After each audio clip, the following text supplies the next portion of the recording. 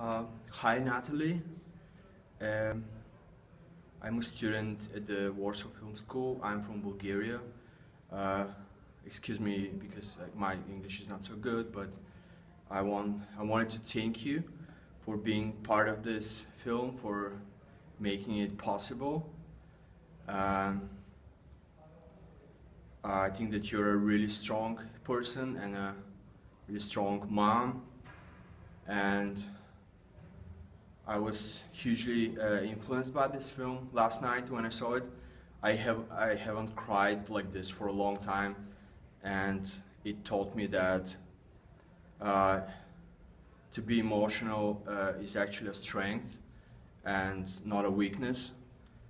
And I'm, yeah, just I wish all of your family all the best, and thank you so much for this opportunity and for working with your daughter on this one. Yeah. Thank you. Okay, see you.